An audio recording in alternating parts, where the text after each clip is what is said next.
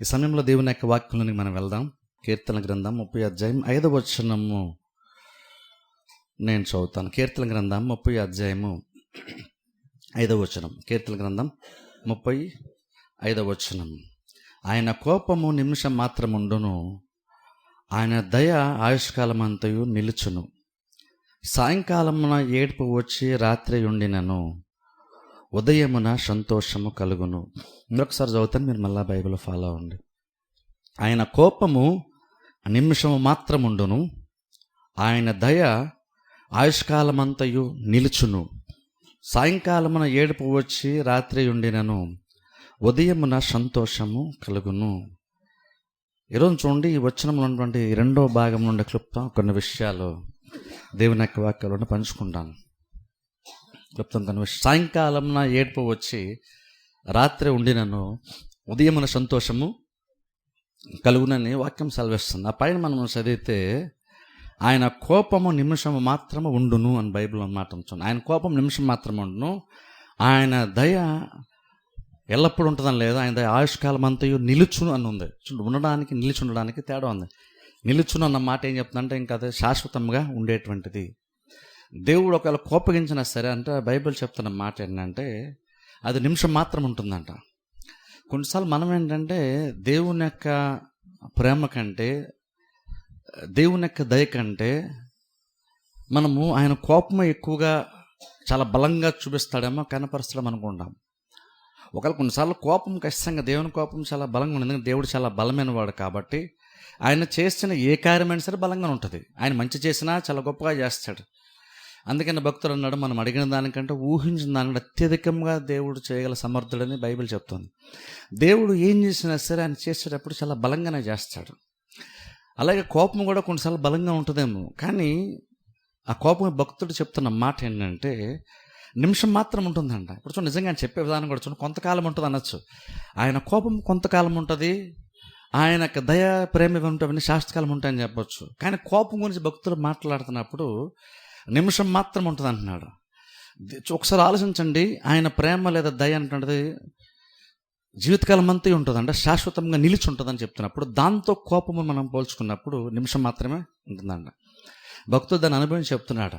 So దాన్ని బట్టి ఆయన కోపం నిమిషం మాత్రం ఉంటుంది, ఆయన దయ మాత్రం ఆయుష్కాలం అంతా నిలుస్తుంది అని మాట్లాడిన తర్వాత మరలా దేవుని గురించి ఇంకొక మాట ఏదన్నా చెప్పొచ్చు. కానీ దేవుని గురించి ఆ 2 లైన్లో మాట్లాడిన తర్వాత వెంటనే ఆయన భక్తుడు ఏం మాట్లాడుతాడంటే వెంటనే మన గురించి మాట్లాడుతున్నాడు. దానివల్ల మనకు ఉన్నటువంటి బెనిఫిట్ ఏంటి, మనం ఏం అర్థం చేసుకోవాలి అంటే దాన్ని బట్టి ఏం అర్థం చేసుకోవచ్చు అంటే, ఒకవేళ అంట సాయంకాలమున ఏడుపు వచ్చి లేదా దుఃఖం వచ్చి రాత్రి ఉండినను, ఉదయమున సంతోషము కలుగును. ఇప్పుడు భక్తులు నిజంగా చూడండి, ఆ ఒక్క లైన్లోనే మొత్తం అంతా రాశాడు. ఏంటంటే సాయంకాలంలో ఏడుపు వస్తుంది అంటే ఒక బాధాకరమైన సంఘటన ఏదైనా జరగచ్చు. అది అనారోగ్య పరిస్థితే కావచ్చు, లేదా వేరే వేరే సమస్యలు మనల్ని బాధించేటువంటి కార్యాలు అవ్వచ్చు. అది వచ్చి ఒకవేళ సాయంత్రం వచ్చి ఒకవేళ రాత్రి ఉన్నా సరే భక్తుడు అంటున్నాడు ఉదయమున సంతోషం కలుగుతుందంట. ఇప్పుడు ఏదో తన జీవితంలో ఒక సంఘటన గురించి మాట్లాడలేదు, నార్మల్గానే దేవుడు కార్యము జరిగించే విధానం గురించి మాట్లాడుతున్నాడు. అందుకని ఇదేదో ఒక సందర్భానికి వరకు ఒక సందర్భం గురించి మాత్రమే మాట్లాడట్లేదు. నార్మల్గా దేవుడు పనిచేసే విధానం ఎలా ఉంటుందంటే, ఒకవేళ నీకు సాయంకాలం ఏడుపు వచ్చి రాత్రి ఉందనుకోండి, ఉదయమైన సంతోషము కలుగుతుంది. అది ఎందుకంటే దేవుని బట్టి అని చెప్తున్నాడు. ఇప్పుడు చూడండి, దేవుడు కూడా పరిపూర్ణంగా ఎలా పనిచేస్తాడంటే ఆయన కోపం వస్తే నిమిషం ఉంటుంది, ఆయన దయ మాత్రం ఆయుష్కాలం అంతా ఉంటుంది. దేవుళ్ళు కూడా ఆ 2 ఉన్నాయని బైబిల్లో భక్తుడు చెప్తున్నాడు. అదే మన జీవితంలో కూడా 2 ఉంటాయి. ఏంటంటే మనకు కూడా దుఃఖం ఉంటుంది, మనకు కూడా బాధ ఉంటుంది. కానీ బైబిల్ చెప్తున్నమాట అదే టైంలో సంతోషం కూడా మనకు ఉంటుందని దేవుడు చెప్తున్నాడు, బైబిల్లో భక్తుడు చెప్తున్నాడు. ఇప్పుడు ఇది కూడా పరిపూర్ణమైన జీవితం అంది. మన జీవితం కేవలం సంతోషం మాత్రమే కాదు, లేదా మన జీవితం కొందరు అన్నట్టు కేవలం దుఃఖము మాత్రమే కాదు. ఎలాగైతే దేవునికి కోపము నిమిషం ఉండి ఆయుష్ మాత్రము లేదంటే సంతోషము లేదంటే దేవుని యొక్క ప్రేమ అంటున్నది ఆయుష్కాలము నిలిచి ఉంటుందో, అలాగే మన జీవితం కూడా పరిపూర్ణంగా చూసుకున్నప్పుడు మనకు కూడా బాధలు ఉంటాయి, దుఃఖాలు ఉంటాయి, ఇబ్బందులు ఉంటాయి, మనోవేదనలు ఉంటాయి. కానీ భక్తుడు చెప్తున్న మాట ఏంటంటే, కానీ గుర్తుపెట్టుకోండి, సాయంకాలం ఏడుపు వస్తుందేమో, సాయంకాలం ఏడుపు వచ్చింది కాబట్టి రాత్రి కల్లా పోద్దని బహుశా మీరు ఎక్స్పెక్ట్ చేయకండి. అది సాయంత్రం స్టార్ట్ అయ్యి రాత్రి ఉండొచ్చేమో, కానీ ఉదయం అనేటువంటిది ఒకటి ఉంది. ఆ ఉదయం మన సంతోషం గ్యారంటీగా వస్తుంది. అంటే దేవుడికి ఎలాగైతే కోపం ఉండి అలాగే దేవునికి దయ కూడా ఉంటుందో, అది దేవుడు పరిపూర్ణంగా మనం అర్థం చేసుకుంటే రెండు మనకు కనబడతాయో, కానీ అందులో కోపము తక్కువ నిమిషం మాత్రం ఉంటుంది. ఆయనకి శాంతము లేదంటే ప్రేమ దయ మాత్రం ఆయుష్కాలం ఎలాగైతే ఉంటుందో, ఇది ఎక్కువ ఉంటుందో మంచితనం అనేటువంటిది. అలాగే మన జీవితంలో కూడా సాయంకాలం ఏడుపు రావచ్చు, ఒకవేళ దుఃఖం రావచ్చు, అది రాత్రి కూడా ఉండొచ్చు. కానీ గ్యారంటీగా భక్తుడు చెప్తున్న మాట ఏంటంటే, జీవితం ఎలాంటిదంటే, క్రైస్తవ భక్తి జీవితం ఎలాంటిదంటే ఉదయం సంతోషము కలుగుతుందంట. ఇప్పుడు చూడండి, మనం అది కూడా అర్థం చేసుకోవాలి. గత 2 వారాలు చూడండి, ఎవడైనా నన్ను వెంబడింప గోరిని ఎడలా తన శివుని ఎత్తుకుని నన్ను వెంబడించాలని క్రీస్తు చెప్పారు. ఇప్పుడు చూడండి, అందులో మీ స్క్రీన్ కవర్ చేసిన విషయం ఏంటంటే, ప్రతిసారి మనం దేవుని అనుసరిస్తున్నది ప్రతిసారి మనకి ఎంతసేపు మేలు మాత్రమే జరుగుతాయని కాదు, ప్రతిసారి సంతోషం మాత్రమే ఉంటుందని కాదు. కొన్నిసార్లు సిలువ లాంటి ఎక్స్పీరియన్సెస్ కూడా మన యొక్క విశ్వాస జీవితంలో, భక్తి జీవితంలో వస్తాయి. నువ్వు భక్తిగా ఉన్నందుకు సిలువ మోయాల్సి వస్తుంది. భక్తిగా లేవు కాబట్టి భారం మోస్తావని కాదు, భక్తిగా ఉన్నందుకు నువ్వు సిలువ మోయాల్సి వస్తుంది. నువ్వు భక్తిగా కొనసాగటానికి సిలువ మోయాల్సి వస్తుంది. కానీ బైబిల్లో స్వయంగా యేసు గారు చెప్పినటువంటి మాట, మన విశ్వాసం ఒక కర్త క్రీస్తు చెప్పిన మాట ఏంటంటే, సిలువనెత్తుకొని నన్ను వెంబడించండి. సిలువంతా మీరు భరించిన తర్వాత, అది పోయిన తర్వాత వెంబడించని చెప్పలేదు, సిలువనెత్తుకొని నన్ను మీరు వెంబడించండి. అంటే అర్థం ఏంటంటే, విశ్వాస జీవితంలో ఖచ్చితంగా ఇబ్బందులు గ్యారంటీగా మనకు కూడా వస్తాయి. గత ప్రాబ్లం ఏంటంటే, ఇబ్బందులు వస్తాయి కానీ మనం ఏం మర్చిపోతాం అంటే, ఇబ్బందులు కూడా దేవుడు తీసేస్తాడు, ఉదయం మన సంతోషము కలుగుతుంది. ఇప్పుడు చూడండి, ఈ రోజుల్లో మెయిన్గా ఏంటంటే, నాకు అర్థమైంది, నేను గ్రహించింది ఏంటంటే, ప్రసంగాల్లో ఉన్నటువంటి ఒక ప్రాబ్లం ఏంటంటే, చాలా సందర్భాల్లో ఈ మధ్యకాలంలో నేను అనుకుంటే, నాకు పెద్దగా నేను యూట్యూబ్ వీడియోస్ ఇతరులు చేసే ప్రసంగాలు పెద్దగా నేను చూడడానికి ఇష్టపడను. కానీ ఎప్పుడన్నా ఒకసారి యూట్యూబ్ ఎప్పుడన్నా దేనికైనా ఓపెన్ చేస్తే వస్తాయి కాబట్టి, ఎప్పుడైనా వాట్సాప్లో తెలియకుండా వచ్చేస్తాయి కాబట్టి, విన్నప్పుడు నార్మల్ ఏమనిపిస్తుంది అంటే, అవన్నీ కూడా ఏంటంటే బైబిల్ మెసేజెస్లా ఉండవు. అవన్నీ ఏంటంటే మోటివేషనల్ మెసేజెస్ లాగా ఉంటాయి. ఇప్పుడు చూడండి, బయట చాలామంది మోటివేషన్ మెసేజ్ చెప్తారు. అంటే ఎలాగంటే, నీకు రాత్రి ఏడుపు వచ్చింది అనుకో, లేదా బాధ ఉందనుకో, నువ్వు బాధపడద్దు, దుఃఖపడద్దు, దేవుడు తీర్చేస్తాడంటాం. అది కరెక్టేనా అంటే కొంతవరకు కరెక్టే. కానీ ప్రాబ్లం ఏంటంటే, అంతవరకు చెప్పి మనం ఆపేస్తున్నాం. ఇప్పుడు మోటివేషనల్ స్పీకర్స్ కూడా చాలామంది, బహుశా మీకు తెలియదేమో, మోటివేషనల్ స్పీకర్స్ అంటే అర్థం ఏంటంటే, ఒకవేళ మానసికంగా కృంగిపోయినటువంటి వారిని బలపరచడానికి, మానసికంగా వాళ్ళని బలపరచడానికి కొంతమంది మోటివేషనల్ స్పీకర్స్ అని కొంతమంది ఈ మధ్యకాలంలో చాలా ఫేమస్ అవుతున్నారు. చాలామంది ఉన్నారు, మన ఇండియాలో కూడా చాలామంది ఉన్నారు. వాళ్ళు ఏంటంటే, ఇలాంటి కొంచెం డిప్రెషన్లోకి వెళ్ళిపోయిన స్టూడెంట్స్కి, లేదంటే వ్యాపారాల్లో లాస్ అయిపోయినటువంటి వ్యాపారస్తులకి, ఇలాంటి వారు అందరికీ మీటింగ్ అరేంజ్ చేసి వాళ్ళని ఎంకరేజ్ చేసే ప్రయత్నం చేస్తారు, మానసికంగా వాళ్ళు బలపరిచే ప్రయత్నము చేస్తారు ఎక్కువగా. లేదంటే నిందలు, అవమానాలు లేదా ఇబ్బందులు ఇలాంటివి, బలహీనంగా ఉన్నాం, నేను మానసికంగా బలహీనంగా ఉన్నాను అంటున్నటువంటి వారు, అలాంటి వాళ్ళందరినీ కూడా మోటివేట్ చేయడానికి చాలామంది ఈ మధ్యన మోటివేషనల్ స్పీకర్స్ చాలామంది ఉన్నారు. వాళ్ళు ఏంటంటే మానసికంగా నేను ఉత్సాహపరిచే ప్రయత్నం వాళ్ళు చేస్తారు. బేసిక్గా వాళ్ళు కూడా అలాగే చెప్తారు. వాళ్ళు కూడా ఏం చెప్తారంటే, బేసిక్గా నీ ప్రాబ్లం దాన్ని నువ్వేం వర్రీ అవ్వద్దు, ఖచ్చితంగా నీకు ఇక్కడ బహుశా ఇలాంటి వాక్యాలు కూడా కొంతమంది వేస్తారు. బైబిల్ని బోధించినటువంటి వాళ్ళు కూడా కొంచెం ఎలాంటి బైబిల్ ఉంటే కొన్ని మంచి మాటలు, పాజిటివ్ ఎంకరేజ్మెంట్ మాటలు తీసి వాళ్ళు కూడా ఇలాంటి కొన్ని వచనాలు తీసేయండి ఖచ్చితంగా చెప్తారు. ఇలాంటి మాటలు అంటే, సాయంత్రం ఒక దుఃఖం వచ్చి, ఏడుపు వచ్చి, రాత్రి ఉన్నా సరే ఉదయం నీకు సంతోషం కలుగుతుంది కాబట్టి నువ్వు వర్రీ అవ్వద్దు, ఖచ్చితంగా అంతవరకు నువ్వు నిలబడి ఉండు చాలు, చివరకు నువ్వు ఫైట్ చేయు, నువ్వు నిలబడితే ఖచ్చితంగా నువ్వు పైకి వస్తావు. కాబట్టి ఎవరి మాటలు పట్టించుకోవద్దు, ఎవరి గురించి నువ్వేం ఆలోచించవద్దు, నేను నచ్చేది నువ్వు చెయ్యి అని ఇలాగా మోటివేషన్ చాలామంది చెప్తుంటారు. ఇప్పుడు ప్రాబ్లం ఏంటంటే, చాలామంది క్రిస్టియన్ స్పీకర్స్కి మోటివేషనల్ స్పీకర్స్కి పెద్ద తేడా లేదు ఈ రోజుల్లో. ఎక్కువైనా మనం కూడా నువ్వు బాధపడుతున్నావా అని ఎమోషనల్గా కొంచెం స్టిరప్ చేస్తాం, వర్రీ అవుతుంది దేవుడు అన్నీ చూసుకుంటాడు అంటాం. అది కొంతవరకు సహాయపడుతుంది. కానీ ఇక్కడ నేను గ్రహించిన మనకున్న ప్రాబ్లం ఏంటంటే, ఇక్కడ బైబిల్ భక్తుడు చెప్తున్నాడు, సాయంకాలం ఏడుపు వచ్చి రాత్రి ఉండనను. అంటే బేసిక్గా దుఃఖము సాయంకాలం స్టార్ట్ అయ్యి రాత్రి ఉన్నప్పుడు ఉదయం సంతోషం ఎలా కలుగుతుంది, అది బైబిల్లో దేవుడు చెప్పాడు. అది విశ్వాసాల జీవితంలో ఖచ్చితంగా అది నిశ్చయమే, అందులో డౌటే లేదు. ఇప్పుడు లోకస్తులు కూడా, వాళ్ళు కూడా దాదాపు ఇలాంటి మాటలే చెప్తుంటారు. ఇప్పుడు ఇలాంటి మాటలు ఎంతగా వీళ్ళు కూడా ఎంత ఫేమస్ అయిపోయారంటే, ఈ రోజుల్లోనే కొన్నిసార్లు స్టేజ్లో నిలబడి కొంతమందికి ఇలాంటివి చెప్తున్నప్పుడు యాక్చువల్గా వాళ్ళు చెప్పేటువంటిది పాస్ట్ గారా లేదంటే మోటివేషనల్ స్పీకర్ కూడా అర్థం కాదు. కొన్నిసార్లు అంటే దాదాపు అంత దగ్గరకు వచ్చేసినాయి, వాళ్ళు చెప్పేది బైబిల్లో ఉన్నటువంటి విషయాలు పాస్ట్గా చెప్పారు, వాళ్ళు కూడా మ్యాక్సిమం మోటివేషనల్ కానీ చెప్తున్నాం మనం కూడా. అంటే ఎలాగంటే, నీకు బాధపడద్దు, వర్రీ అవ్వద్దు, ఖచ్చితంగా నీకు కూడా సంతోషము కలుగుతుంది, అంతవరకు నువ్వు నిలబడు, ఓపికగా చూడు చాలు, ఇలా చాలామంది చెప్తారు. అది కొంతవరకు పర్లేదు చూడండి. కనీసం వాళ్ళు దేవుని తెలుసుకోకపోతే కనీసం అట్లీస్ట్ అన్నిలైనా సరే కొంతమంది హెల్ప్ చేస్తున్నారు. మానసికంగా వీక్ అయినటువంటి వాళ్ళకి, నిరుత్సాహంలో డిప్రెషన్ వారికి ఎవరో హెల్ప్ చేసే ప్రయత్నం చేస్తున్నారు. అది మంచిదే. అది పూర్తిగా తప్పును అనలేం. చాలామంది వాళ్ళ దేవుడి దగ్గరికి వస్తే బహుశా అంతకంటే శ్రేష్టంగా ఎవరు బలపరచలేరు యాక్చువల్గా. కానీ అట్లీస్ట్ వాళ్ళు బహుశా దేవుని తెలుసుకోకపోయినా అలాంటి వాళ్ళ దగ్గరికి ఎంతో కొంత మోటివేషన్ని, ఎంతో కొంత బలాన్ని, మానసికంగా కూడా వాళ్ళు పొందుకున్నారు కాబట్టి సంతోషమే. అవన్నీ తప్ప, అవన్నీ వేస్ట్ అని కూడా నేను అన్ను. అది చాలామందికి కొంతవరకు ఉపయోగపడుతుంది కూడా, చాలా మంది ఉపయోగపడుతుంది. కాబట్టి అది కూడా మంచిదే ఒక రకంగా. ఎందుకంటే అట్లీస్ట్ చర్చకి వాళ్ళు ఎలాగో రావట్లేదు కాబట్టి అట్లీస్ట్ అలాగన్నా సరే వాళ్ళు కొంచెం బలం పొందుకుంటే మంచిదే. వాళ్ళ జీవితాలు బాగుపడితే బెటర్గా ఉంటారు కాబట్టి, పరిస్థితులు మారుతాయి కాబట్టి మంచిదే. సంతోషించవచ్చు మనం కూడా. దేవుడి దగ్గరికి వస్తాను కదా, దేవుడు రాపని అట్లీస్ట్ వాళ్ళు అలాగన్నా బలపరచబడితే మంచిదే, సంతోషించవచ్చు మనం. కానీ మనిషికి ఉన్నటువంటి మెయిన్ ప్రాబ్లం ఏంటంటే, సాయంకాలం నేడుపు వచ్చి రాత్రి ఉన్నప్పుడు అక్కడే మనకి ప్రాబ్లం. ఉదయం సంతోషం కలుగుతుంది అన్న మాట వాస్తవమే, క్రిస్టియన్స్కి అయితే ఖచ్చితంగా వాస్తవం, ఖచ్చితంగా. కానీ ప్రాబ్లం ఏంటంటే, సాయంకాలం మెడిపు వచ్చి రాత్రి ఉన్నప్పుడు ఆ టైం ఏంటంటే చాలా చాలా ఇంపార్టెంట్. ఇప్పుడు బయట వాళ్ళు ఏం చెప్తారంటే, ఏముంది నువ్వు చక్కగా నిలబడి జస్ట్ వెయిట్ చేయి చాలు, దేవుడు చేస్తాడు, పరిస్థితులు మారుతాయని వాళ్ళు చెప్తారు. కానీ మెయిన్ ప్రాబ్లం ఏంటంటే, అందులో ఉన్న మెయిన్ ప్రాబ్లం ఏంటంటే, సాయంకాలం మెడిపు వచ్చి రాత్రి ఉన్నప్పుడు అన్నప్పుడు ఉదయం సంతోషం కలుగుతుంది, అది వాస్తవమే. కానీ ఎందుకు సాయంకాలం మెడిపు వచ్చి రాత్రి ఉన్నప్పుడు ఆ టైంలో మనం ఏం చేయాలి? ఆ టైంలో మనం ఏం చేయాలి? అది నార్మల్గా బయట చాలామంది బహుశా చెప్పరు అది. కానీ బైబిల్ దేవుడు మనకు ఆ విషయాల్ని చెప్తాడు.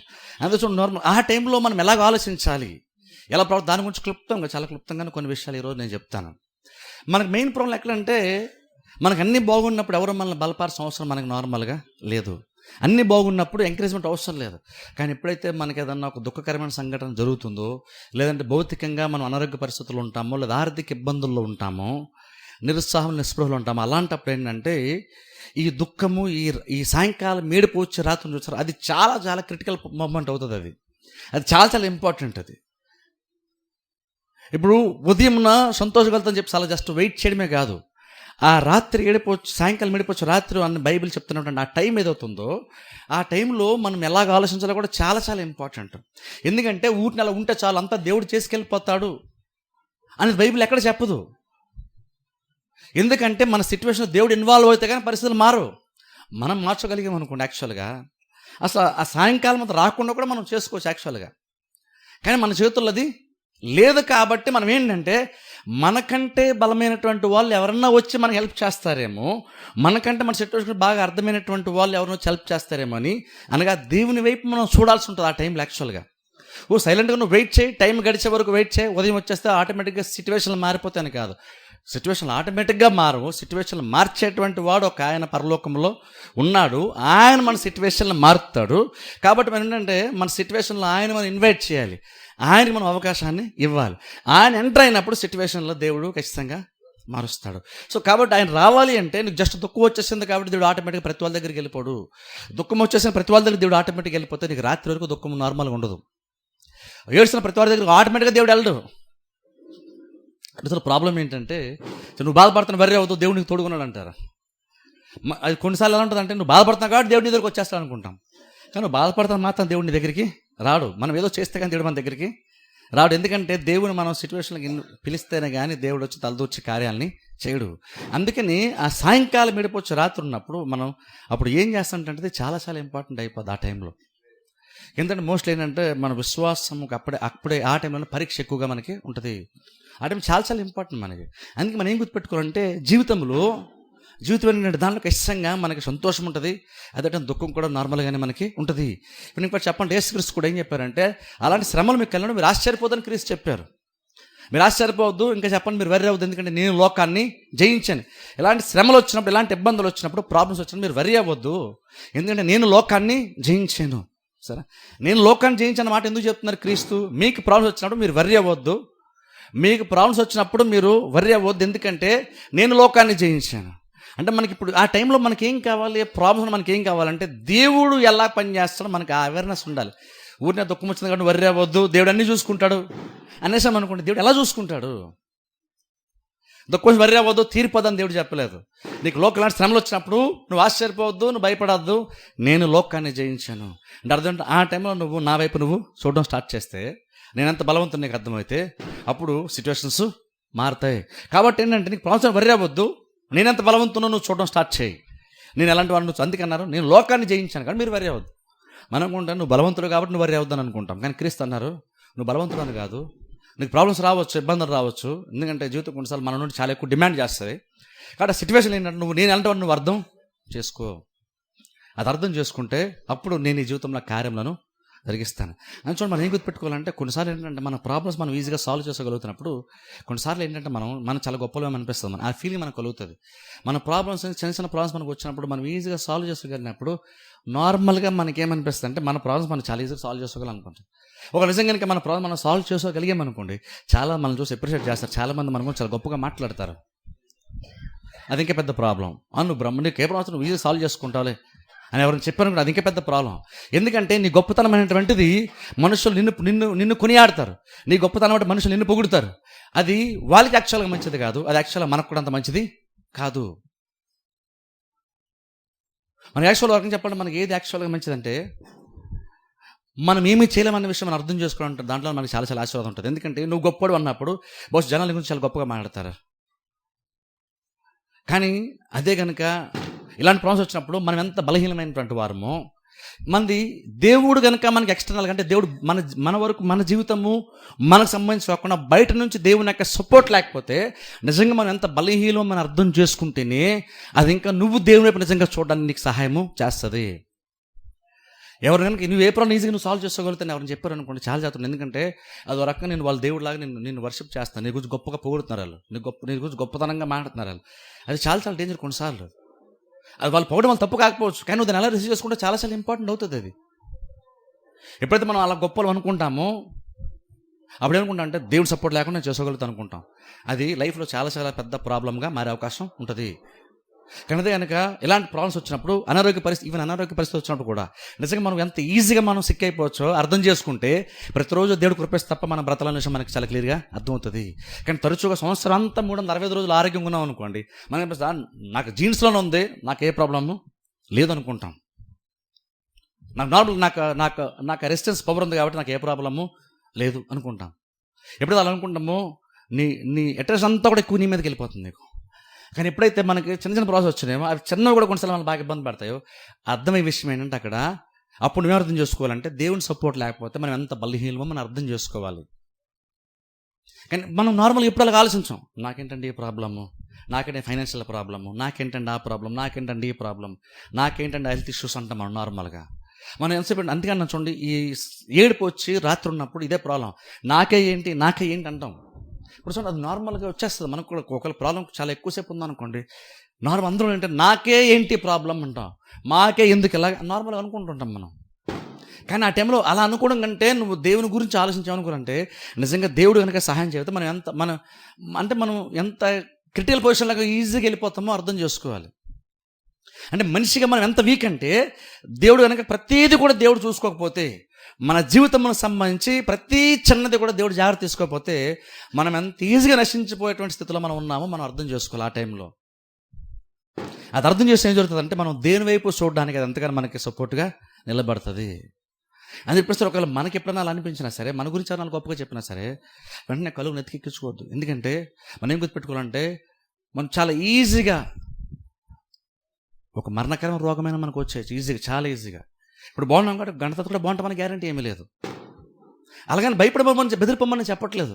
కానీ నేను చెప్తుంటే ఎక్స్టర్నల్గా అంటే మనంగా కాకుండా మనలో నుంచి మనకు వచ్చేటువంటి బలం కాకుండా మనలోంచి మనకు వచ్చే రెసిస్టెన్స్ పవర్ ఏదైతే చెప్పుకుంటున్నామో, లేదా మనలోంచి మనకు వచ్చే జ్ఞానము, మనలోంచి మనకు వచ్చే బలము, దీని మీద ఎక్కువ డిపెండ్ అవ్వకుండా బయట నుంచి దేవుడు ఎంత జ్ఞానాన్ని మనకి ఇస్తున్నాడు, బయట నుంచి దేవుడు ఎంతగా మనకి సామర్థ్యాన్ని ఇస్తున్నాడు, బయట నుంచి దేవుడు ఎంతగా మనకు ఆరోగ్యాన్ని ఇస్తున్నాడు, ఇది మనం అర్థము చేసుకోవాలి. అందుకని వీకెస్ట్ మూమెంట్స్లో మనం ఏం తెలుసుకోవాలంటే నిజంగా దేవుడు కనుక మనకు సాయం చేస్తే మనం ఎంత బలహీనమో మనకు అర్థము కావాలి. దేవుడు సపోర్ట్ చేస్తే తప్ప మనకి ఏది కూడా యాక్షన్ నార్మల్గా జరగదు. అది అర్థమైనప్పుడు మనం దేవుని వైపు చూడడానికి మనం స్టార్ట్ చేస్తాం. లేదు ఎంతసేపు ఏంటంటే మనం చాలా చాలా స్పెషల్ ఏమో, మనం చాలా చాలా గొప్పలేమో అనుకునేటువంటి ప్రమాదంలో కూడా మనం పడిపోతుంటాం. అందుకని అన్న చూడండి, ప్రాబ్లమ్స్ వచ్చినప్పుడు ఎలా ఆలోచిస్తాం చాలా చాలా ఇంపార్టెంట్. ఆ టైంలో ఏంటంటే మనం ఏం గమనించాలంటే ప్రాబ్లమ్స్ వచ్చినప్పుడు నీకు నిజంగా ప్రాబ్లం బహుశా నీకు నిజంగా అది మంచిదని నేను చెప్పను. నీకు రోగం వచ్చేదా మంచిదే, నీకు ఫైనాన్షియల్ ప్రాబ్లం వచ్చేదా మంచిదని నేను చెప్పను. కానీ అందులో కూడా నీకు మంచి నువ్వు వెతుక్కో, అందులో కూడా మంచిని మనం వెతుక్కోవచ్చు. భక్తి జీవితం ఎంత గొప్పదంటే ప్రతి చిన్న ప్రాబ్లంలో కూడా మనము ఒక మేలు మనం ఈజీగా చూడగలుగుతాం. ఏంట మేలు అంటే నిజంగా దేవుడు ఇచ్చిన ఆరోగ్యం అటువంటిది ఎంత గొప్ప ఆశీర్వాదం మనకు అర్థమవుతుంది. చిన్న చిన్న అవసరాలు తీర్చబడినప్పుడు అది నిజంగా ఎంత గొప్ప ఆశీర్వాదం మనకు అర్థమవుతుంది. ఒకసారి చిన్నవి కూడా కొనుక్కోవడానికి కూడా ఒకసారి మనకి డబ్బులు లేవన్నటువంటి ఆలోచన కొన్నిసార్లు మనకు వస్తుంది. అదేం చెప్తుందంటే కొన్నిసార్లు నువ్వు డబ్బుల గురించి ఆలోచించకుండా ఈజీగా మార్కెట్కి వెళ్ళి ఏదైనా కొనుక్కోగలుగుతున్నావంటే అది ఎంత గొప్ప ఆశీర్వాదమో మనకి అప్పుడు అర్థం అవ్వాలి. అది నువ్వు చేసుకోలేని టైంలో అది ఉన్నప్పుడు నువ్వు చాలా ఈజీగా చేసుకోగలవు కదా, అది ఎంత గొప్ప ధన్యత. అంటే దేవుడు ఎంత సహకరించి ఉండుంటే మనకి ఆ టైంలో అన్ని కార్యాలు మనకు అలాగున్నా జరుగుంటాయి. అది ప్రాబ్లం వచ్చిన అర్థం చేసుకున్నాం అనుకోండి, అప్పుడు ఏంటంటే యాక్చువల్గా అప్పుడు సాయంకాలం ఏడిపొచ్చి ఒక రాత్రి ఉన్నా సరే నువ్వు దాన్ని కొంచెం నువ్వు అర్థం చేసుకోగలుగుతావు. అందుకని చూడండి, ప్రాబ్లమ్స్ అంటే నార్మల్గా జీవితంలో అది కూడా చిన్న భాగమే. జీవితాంతం ప్రాబ్లమ్స్ ఉంటాయి, జీవితంలో ఎక్కువ ప్రాబ్లమ్స్ ఉంటాయని చెప్పట్లేదు. ఖచ్చితంగా నేను ప్రాబ్లమ్స్ ఎక్కువ హైలైట్ చేయట్లేదు. దేవుని యొక్క మేలే మన జీవితంలో ఎక్కువ మనం అనుభవిస్తుంటాం. అయితే ప్రాబ్లం ఏంటంటే మనం వాటిని ఎక్కువ లెక్క పెట్టం. మేలు జరిగినప్పుడు వాటి గురించి దేవుడు నాకు ఎందుకు ఇలా చక్కగా ఎన్ని మేలు చేశాడు అని నార్మల్ మనం ఆలోచించాం. కానీ రోగం వచ్చినప్పుడు ప్రాబ్లమ్స్ వచ్చిన మాత్రం దేవుడు ఎందుకోనండి నాకు ఇలాగా అని కొన్ని గంటల పాటు కూర్చొని ఆలోచిస్తాం. ఏదైనా ప్రాబ్లం వచ్చిన గంటల పాటు కూర్చొని ఏంటంటే నాకు ఇలాగా అని గంటల పాటు కూర్చొని ఇంట్లో ఒక్కరి మండి కూడా గంటలు ఆలోచించేస్తుంటాం. చాలా బిజీగా మన మైండ్ పెట్టేస్తాం. కొన్ని మేలు జరిగినప్పుడు ఏదైనా ఈజీగా చేసుకోగలిగినప్పుడు ఎంత ఈజీగా ఎందుకు చాలామంది కష్టపడితే కానీ చేసుకోలేని కార్యాన్ని చాలా ఈజీగా ఎందుకు చేసుకోగలిగాను, నాకు ఎందుకంత ఈజీగా జరిగిపోయింది అని కూర్చొని గంటల ఎప్పుడైనా మనం ఆలోచిస్తామా? నార్మల్గా మనం ఆలోచించాం, ఎప్పుడు ఆలోచించాం. అందుకే కొన్నిసార్లు ప్రాబ్లంలో కూడా మనకు మంచి ఉంటుంది. ప్రాబ్లం మంచి కోసం వస్తుందని చెప్పట్లేదు. ప్రాబ్లంలో కూడా నువ్వు చూడగలిగితే, నీకు వివేచన జ్ఞానం ఉంటే నువ్వు మంచిని అందులో చూడగలుగుతావు. అదేం జరుగుతుందంటే ప్రాబ్లం వచ్చినప్పుడు కూడా దేవుని సహాయం లేకపోతే మనం ఎంత ఈజీగా మనం ప్రాబ్లంలో ఇరుక్కుపోతామా అని అర్థమైనప్పుడు నువ్వు దేని వైపు చూడడం స్టార్ట్ చేస్తున్నావు. జస్ట్ ప్రాబ్లం కాదు, దేని వైపు చూడడం స్టార్ట్ చేస్తున్నావు. దేని వైపు చూడడం స్టార్ట్ చేసినప్పుడు ఆటోమేటిక్గా దేవుడు ఎంత గొప్ప కూడా నీకు అర్థమవుతుంది. ఆయన సపోర్ట్ చేస్తున్నా కానీ ఎంతకాలం నువ్వు క్షేమంగా ఉన్నావు నీకు అర్థమవుతుంది. అలా అర్థమైనప్పుడు ఇంకెక్కువ దేని మీద మనం డిపెండ్ అవుతాం. మన సొంత శక్తి సామర్థ్యాల మీద ఆధారపడకుండా దేని మీద ఆధారపడే ప్రయత్నం మనం చేస్తుంటాం. అందులో చూడండి, మనిషి యొక్క బేసిక్గా మనిషి అనగానే అది హ్యూమన్ నేచర్. అది నార్మల్గానే మనకి అనారోగ్య పరిస్థితులు మనకి వస్తాయి, ఫైనాన్షియల్ ప్రాబ్లమ్స్ వస్తాయి, ఇంకా చిన్న అవి మానసిక వేదనలు కూడా. ప్రాబ్లమ్స్ ఏం లేకపోవచ్చు కానీ మైండ్లో ఇంకేదో ఇబ్బంది మనల్ని పీడిస్తూ ఉంటుంది. ఇలాంటి ఇబ్బందులు కూడా మనకు ఉంటాయి. అది జీవితంలో ఒక భాగం. అదేం చెప్తుందంటే దేవుడు నేను పట్టించుకోవట్లేదని చెప్పేది కాదు. అది జాగ్రత్తగా నేను చెప్పే జాగ్రత్త అర్థం చేసుకోండి. ప్రాబ్లమ్స్ అంటే జీవితంలో కూడా కొంత భాగమని చెప్తున్నప్పుడు దేవుడు పట్టించుకోవట్లేదు కాబట్టి నీకు ప్రాబ్లమ్స్ వస్తున్నాయని చెప్పట్లేదు. నేను అలా చెప్పట్లేదు. జీవితంలో ప్రాబ్లమ్స్ కూడా కొంచెం భాగమని చెప్తున్నది అర్థం ఏంటంటే అది బేసిక్గా మనిషి యొక్క స్వభావాన్ని బట్టి సమస్యలు అటువంటివి కూడా మన జీవితంలో ఒక భాగమని చెప్తున్నాను. అవి దేవుడు మనం సరిగ్గా చూసుకోవట్లేదు కాబట్టి ప్రాబ్లమ్స్ కూడా జీవితంలో భాగమని చెప్పట్లేదు. అర్థం చేసుకోండి. జీవితంలో ప్రాబ్లమ్స్ కూడా కొంత భాగం వస్తాయి. తరచుగా ప్రాబ్లమ్స్ కూడా మనం ఫేస్ చేస్తామంటే అందులో దేవుడు బలహీనుడు కాబట్టి అని కాదు, దేవుడు పట్టించుకోవట్లేదు కాబట్టి మనకు వస్తాయండి. మనం అర్థం చేసుకొని కొన్నింటిని పెద్దగా చూసుకుంటూ వదిలేయాలని అలా చెప్పట్లేదు నేను. బేసిక్గా మనిషి యొక్క నేచర్ అది చెప్తున్నాను. అది అంటే మనం చాలా ఈజీగా దేనికైనా సరే మనం ఇరుక్కుపోవచ్చు, దేనికైనా సరే చాలా ఈజీగా సఫర్ అయిపోవచ్చు. ఎందుకంత ఈజీగా సఫర్ అయిపోవచ్చు అంటే అది మనిషి యొక్క స్వభావం. అది దేవుని యొక్క స్వభావం బట్టి మనం ప్రాబ్లమ్స్లో ఉంటామని చెప్పట్లేదు. మన స్వభావం అది కాబట్టి మనం ఈజీగా రోగం బారిన పడిపోవచ్చు, ఈజీగా ఫైనాన్షియల్ ట్రబుల్స్లోకి వెళ్ళిపోవచ్చు, ఈజీగా మానసిక దుఃఖాలకు వెళ్ళిపోవచ్చు. బేసిక్గా పెద్ద ప్రాబ్లం ఏమి లేకపోతే సరే కొన్నిసార్లు ఊరిని ఆలోచిస్తూ కూడా గడిపేస్తూ ఉంటాం, గంటలు బుర్ర హీట్ ఎక్కిపోద్ది మనకి కొన్నిసార్లు. అది చెప్తుందంటే మనం ఎంత బలహీనమో అని చెప్తుంది అది. కానీ మనం ఏం గుర్తుపెట్టుకోవాలంటే అది మనం బలహీన స్థితిలో ఉన్నామంటే అది అర్థం దేవుడు మనల్ని బలహీనపరచడానికి కాదు, దేవుడు మనల్ని బలపరచలేదు కాబట్టి మనం బలహీనమయ్యామని కూడా కాదు. బేసిక్గా హ్యూమన్ నేచర్ అది, మనిషి యొక్క స్వభావమే అంతా, మన స్వభావం అది. అందుకని ఎప్పుడు కూడా అది దేవుడు సరిగ్గా చూసుకోవట్లేదేమో అనుకోకూడదు, లేదంటే ఇంక వేరే ఏంటంటే నాకే ఇలాగ అనుకోకూడదు. బైబిల్ మీరు భక్తులను చూడండి, వాళ్ళు ఎంతమంది యోబు లాంటి వాడు చూడండి ఎన్ని ప్రాబ్లమ్స్ ఫేస్ చేశాడు. అందులో కొంత ఆయన తప్పు ఉండొచ్చు నేను కాదన్ను, కానీ అందరూ ప్రాబ్లమ్స్ ఫేస్ ఈవెన్ మనం ఎవరో వద్దు. ఇప్పుడు యోబు లాంటి వాళ్ళు అబ్రహాం ఎవరిని తీసుకుంటే వాళ్ళు ఎలా కాబట్టి అంటే ప్రాబ్లం అంటాం. కానీ మనకి బెస్ట్ ఎగ్జాంపుల్ యేసుక్రీస్తు ఆయన తీసుకోండి.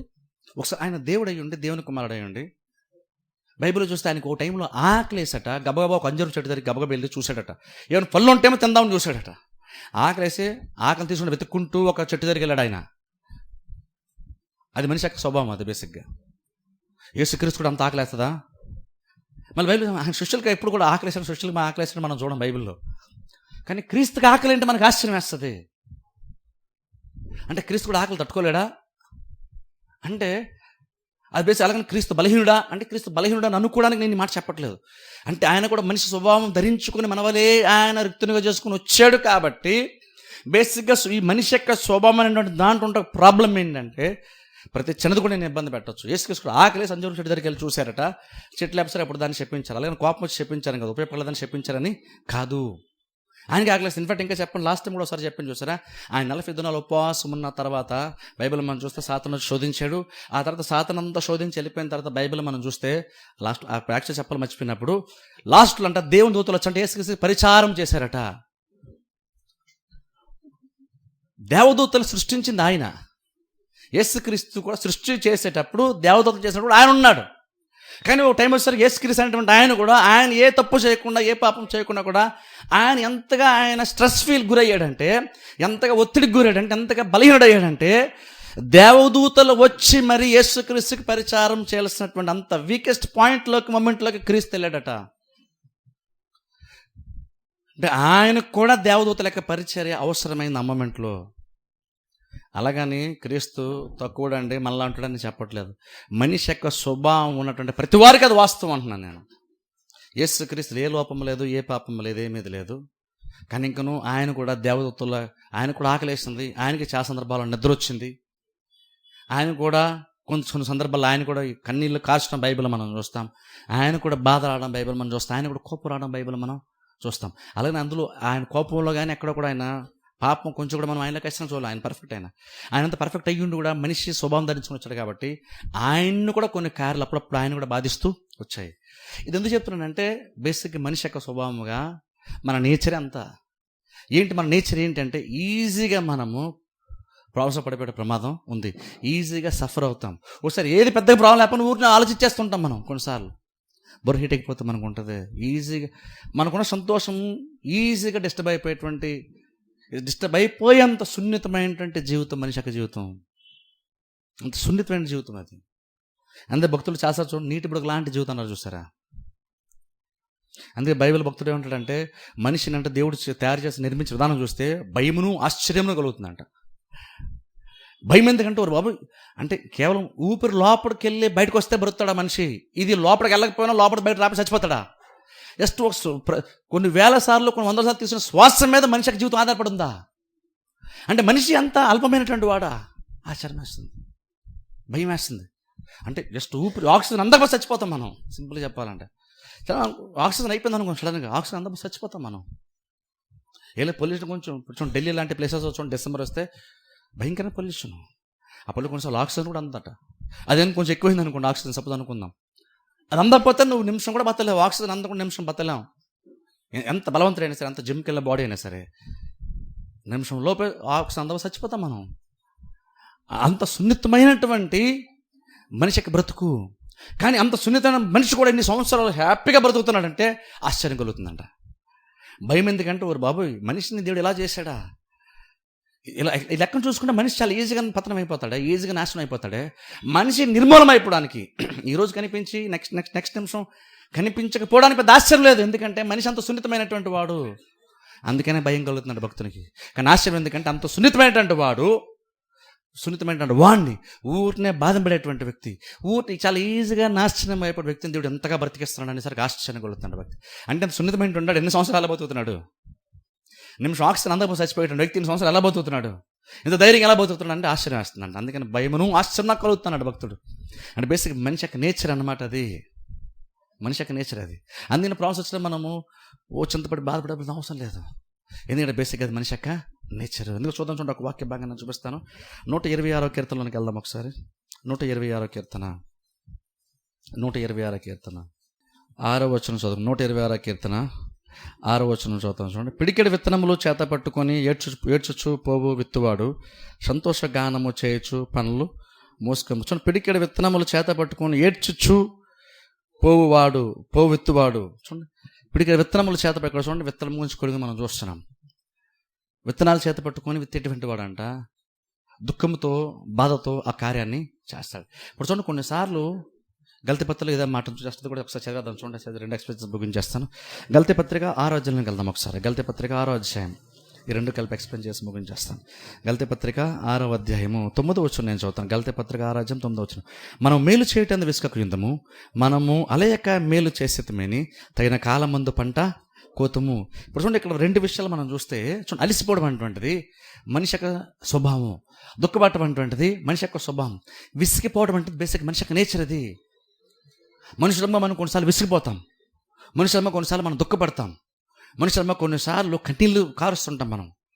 కానీ మనం ఏం గుర్తుపెట్టుకోవాలంటే, నువ్వు దుఃఖపడుతున్నావు కాబట్టి అది ఒక చెడు, అది బ్యాడ్ ఎక్స్పీరియన్స్ లాగా ఎప్పుడు అనుకోవద్దు. అది ఒక నెగిటివ్ ఎక్స్పీరియన్స్ ఎప్పుడు అనుకోకూడదు. ఎందుకంటే విత్తేటువంటి వాడు దుఃఖముతోనో బాధతోనో విత్తుతున్నాడట. దుఃఖముతో ఆ పనిని చేస్తున్నాడు కాబట్టి చేసే పని నిష్ఫలమైపోద్దని కాదు, దుఃఖముతో చేస్తున్నాడు కాబట్టి ఆ సిచ్యువేషను పెద్ద ఉపయోగకరమైనటువంటి కార్యమేమీ కాదు అని కాదు. ప్రతిసారి దుఃఖము చెడ్డది కాదు, ప్రతిసారి విసుదల చెడ్డది కాదు, ప్రతిసారి నువ్వు అలసిపోవడం అంటే చెడ్డదేమీ కాదు. ఆ మాటలు చెప్తున్నాడు. ఎందుకు ఆ మాట అంటే, విత్తడం ఎందుకంటే దుఃఖపడుతున్నాడు, ఎందుకు బాధతో కన్నీళ్ళతో విత్తుతున్నాడు అంటే బేసిక్గా హ్యూమన్ నేచర్ అది. ఎందుకంటే ఇప్పటికిప్పుడు నీకేమీ రావట్లేదు కాబట్టి హ్యూమన్ నేచర్ని బట్టి, మనిషి యొక్క స్వభావాన్ని బట్టి కొన్నిసార్లు ఏంటంటే మనకి విసుదల వస్తుంది, కొన్నిసార్లు మనకి బాధ అనిపిస్తుంది, కొన్నిసార్లు అలసిపోతాం కూడా. కొన్నిసార్లు మనం చేసి ఎంతకాలం అని అలసిపోవడానికి కూడా మనకి సహజంగా జరిగిపోద్ది. కానీ అలసిపోయావు కాబట్టి ఇంక నీకు ప్రతిఫలం ఏది రాదని కూడా కాదు. నువ్వు కన్నీళ్ళు కార్చావు కాబట్టి నీకు ప్రతిఫలం మీకు ఏది రాదని కాదు. నువ్వు దుఃఖపడుతున్నావు కాబట్టి ప్రతిఫలం ఏది రాదని కూడా కాదు. ఆ టైంలో నువ్వేం చేయాలంటే, నువ్వు కన్నీళ్ళు నీకు ఉన్నా సరే నువ్వు విత్తడం నేర్చుకో. అది విశ్వాసం అంటే వాక్యం విత్తడమైన కావచ్చు, లేదా విశ్వాస యాత్ర ముందుకెళ్ళడం కావచ్చు, సహవాసం కూడుకోవడం కావచ్చు, లేదంటే ఫైనాన్షియల్ ప్రాబ్లమ్స్ దేవుని కూడమే కావచ్చు. ఏదో నువ్వు చేస్తున్నావు, నీకు ఏమీ అవసరతలు కొరతలు ఉన్నప్పుడు కూడా ఇంకా నువ్వేం గుర్తుపెట్టుకోవాలంటే దుఃఖంలో కూడా నువ్వు విత్తాలి. ఇది చాలామంది చెప్పరు. ఓర్చుకో, తగ్గిపోద్ది, అన్నీ సాల్వ్ అయిపోతాయి అంటారు. ఊరినే కూర్చుంటే ప్రాబ్లం సాల్వ్ అవుతుంది. ఏం చేయాలంటే ఆ దుఃఖంలో కూడా మనం పని చేయాలి. ఏంటంటే ఆ దుఃఖ సమయాల్లో కూడా నువ్వు విత్తేటువంటి పని నువ్వు చేసుకోవాలి. దుఃఖంలో కూడా విత్తాలా, బాధల్లో కూడా విత్తాలా, నిరుత్సాహంలో కూడా విత్తాలా అనేసరికి మనకి బాధ అనిపిస్తుంది. కానీ ఏం చెప్తా తెలుసా, దేవుడు అంటున్నాడు, నీకు ప్రాబ్లం వచ్చినప్పుడు ఆ ప్రాబ్లం అనేటువంటిది కూడా అందులో ఆ పాజిటివ్గా ఎంత మంచి విషయం అందులో ఉంటుందంటే, నువ్వు దుఃఖంలో కూడా నువ్వు విత్తు, దుఃఖంలో కూడా నువ్వు విత్తు, దుఃఖంలో మేల్చే, దుఃఖంలో కూడా దేవుళ్ళు నువ్వు కొనసాగు. అలసిపోతున్నావా, అలసిపోయినా సరే పర్లేదు, అదేమి బ్యాడ్ సైన్ ఏం కాదు. అది నువ్వు ముందు కొనసాగది. పెద్ద ప్రాబ్లం, నేను అలసిపోతున్నాను అనుకుని ఆగిపోవద్దు, నేను దుఃఖపడతాను అని ఆగిపోవద్దు, విసిగిపోతున్నాను అని ఆగిపోవద్దు.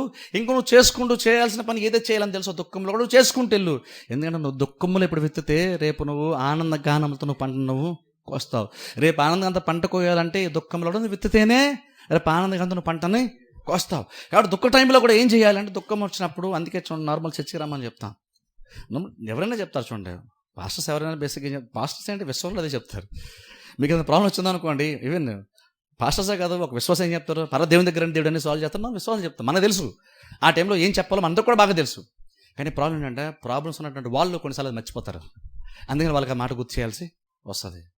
అలాగని ప్రాబ్లమ్స్ ఒకటి చర్చిరని చెప్తున్న వాళ్ళు మీ సిచ్యువేషన్ అర్థం కాలేదు అని కాదు, వాళ్ళకి అర్థమవుతుంది. కానీ ప్రాబ్లం ఏంటంటే, నీకు అర్థం కాదు కాబట్టి కొన్ని విషయాలు ఎవరో ఒకరి ద్వారా, ఒక విశ్వాసం పాస్టర్ గారు వాక్యం ఎవరో ఒకరు జ్ఞాపకం చేయాలి. నీకు అందరినీ జ్ఞాపకం చేస్తావు. దుఃఖంతో విసుదలతో అలసిపోయిన టైంలో కూడా నువ్వు విత్తితే ఓ టైంలో ఆనందంగా నువ్వు పంటని కోస్తావు.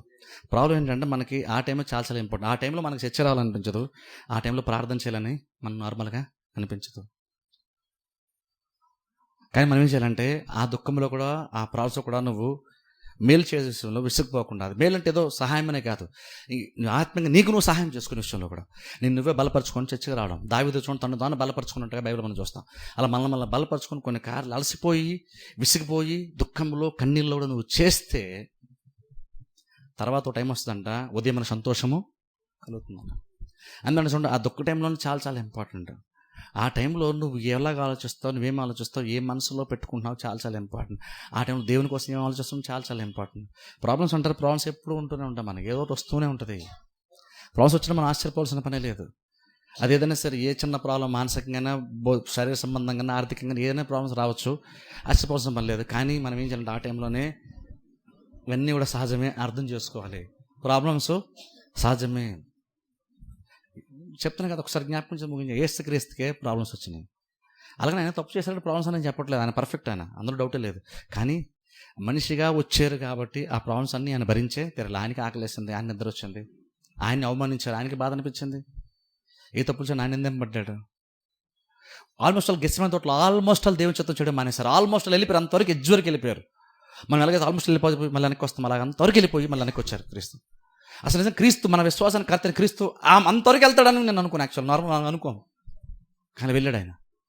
అలాగే ఆయన తక్కువ చేసి మాట్లాడమని ఆయన కూడా వదిలేసాడు అంటే దాదాపుగా ఆల్మోస్ట్ ఆయన పని అయిపోయింది, లక్కీగా వెనక్కి వచ్చాడు. నేను అలా క్రీస్తు తక్కువ చేసి చెప్పమని చెప్పట్లేదు. అంటే బేసిక్గా మనిషి యొక్క స్వభావం ధరించుకున్నప్పుడు యేసుక్రీస్తు లాంటి దేవుని కుమారుడు సైతము మనలాంటి ప్రాబ్లమ్స్ ఆయన కూడా ఫేస్ చేశారు, మనలాంటి వీక్నెస్ ఆయన కూడా ఎదుర్కోవాల్సి వచ్చింది. మనలాంటి సమస్యలు, దుఃఖము, బాధ, ఇబ్బందులు ఆయన కూడా ఫేస్ చేయాల్సి వచ్చింది. కానీ ఆయన పర్ఫెక్ట్గా ఉన్నాడు. అందుకని ఆయన మనకి సహాయం చేయగలవాడని బైబిల్ చెప్తుంది. అందుకని మన ప్రాబ్లమ్స్ ఆయన చాలా ఈజీగా అర్థం చేసుకుంటాడు. అందుకనే ప్రాబ్లమ్స్ వచ్చినప్పుడు మనం దేవుడు సహాయం చేయట్లేదని అనుకోవద్దు. ఇది నార్మల్గా అది మన హ్యూమన్ నేచర్, ఇది కూడా ఒక భాగమే అనుకొని దుఃఖం వచ్చినప్పుడు, బాధ వచ్చినప్పుడు అది ఒకవేళ దుఃఖం సాయంత్రం వచ్చి ఒకవేళ కొంతకాలం అలా కంటిన్యూ అయిందనుకోండి, ఆ బైబిల్ వచ్చిన గుర్తుపెట్టుకోండి, సాయంకాలం వచ్చింది, రాత్రి కూడా ఉంది, పర్వాలేదు, కొంచెం ఇబ్బంది అనిపిస్తుంది రాత్రి వచ్చినా సరే, కానీ ఉదయానికి వచ్చిన సంతోషము దేవుడిస్తాడు.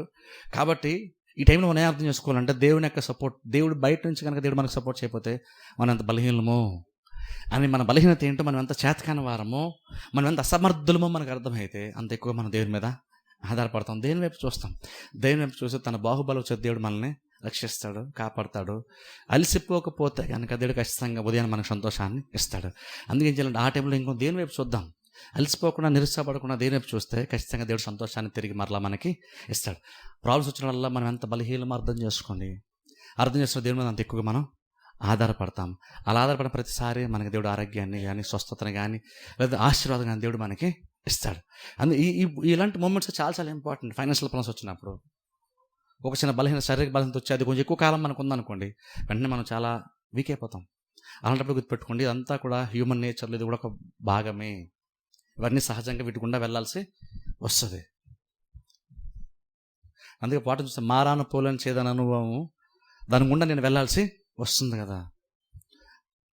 కానీ నీ రక్షకుండా యేసే నడుపునన్న పాటను చూస్తారు, శివుని పాటలు సొంతంగా పాడుతూ అన్నది, అందులో ఒక చరణం అది. కాబట్టి దాని గుండా వెళ్ళాల్సి వస్తుంది. కొన్నిసార్లు వెళ్తాం, కానీ దేవుడు మనల్ని బయటికి తీసుకొస్తాడు. ఎందుకు వెళ్తాము అంటే మన మనుషులం కాదు వెళ్తాం. ఎందుకు బయటకు వస్తామంటే దేవుడు మనకి సహాయం చేస్తాడు కదా, మనం బయటికి వస్తాం. అది గుర్తుపెట్టుకుని బలహీనతల్లో నిరుసపడిపోయి వెనక్కి వెళ్ళిపోకుండా, ఆగిపోకుండా మనం ఎంత బలహీనం అర్థం చేసుకుని, దేవుడు ఎంత బలవంతులు అర్థం చేసుకుని దేవుడి మీద ఆధారపడదాం. దేవుడు ఉదయాన్న సంతోషాన్ని ఖచ్చితంగా మనకి ఇస్తాడు. ప్రార్థన చేస్తూ అందరూ తల్ల వంచకాలు మూసుకోండి. మమ్మల్ని మిక్కిలిగా ప్రేమిస్తున్న మా పరమ తండ్రి, పరిశుద్ధ దేవ, మీకు వందనములు, స్తోత్రాలు చెల్లిస్తున్నాం తండ్రి.